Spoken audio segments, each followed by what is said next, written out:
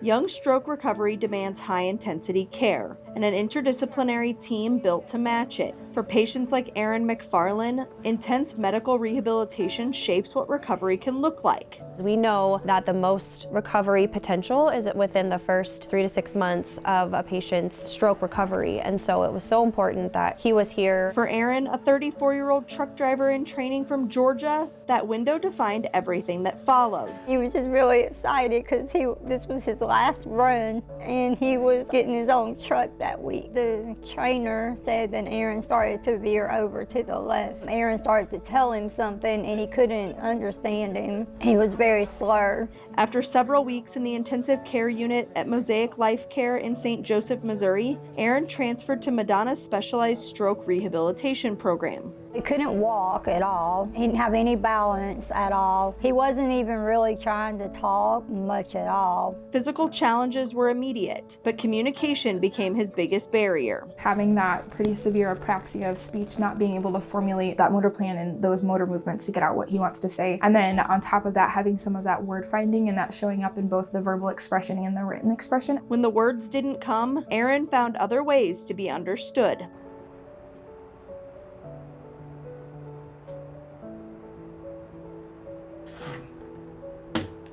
We were talking about his sports teams and he was trying to tell me baseball but couldn't say baseball and couldn't write it out, so he drew me a picture of a baseball. He had great facial expressions and great use of his gestures, and you could have a full conversation with him even though he wasn't able to verbally express his needs and express what he wanted in a conversation. At Madonna, communication is a shared responsibility. What started in speech therapy became part of every discipline. We were able to work really closely with his speech therapist and communicate what kind of strategies we can use to carry over what Annalise has been working on and ultimately be able to communicate with Aaron in a way that may not be verbalizing, but in a way that was really helpful. While communication was rebuilt, his body was retrained through repetition. We were putting ankle weights on him. We were having him do stairs and agility ladders. We had him on our body weight support treadmill, just doing tons and tons of walking with weights, stepping over obstacles, backwards walking, sideways walking, really challenging him because that high intensity makes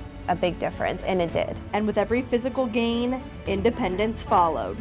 When I first met Aaron, he had almost no movement of his upper arm. Each week we changed his goals and we were able to work on not only gross motor movement of the right arm, but also fine motor movement. We could work on handwriting, we could work on medication management, and not only working on his independence with his self-cares, but also those extra activities of how are you going to make a meal? How are you going to go shopping? What does it look like with managing laundry or even returning to driving as well? But a recovery of this scale doesn't happen without drive. Aaron is one of the most motivated people I have ever worked with. He would face every day as a new challenge. For how severe his communication deficits are and the road that's ahead of him, he just never gave up, never had a day that he did not want to work and did not want to work hard. Day by day, movement and function returned, and communication followed. I don't know where he would be if he had not come here. It's a great place, it really is.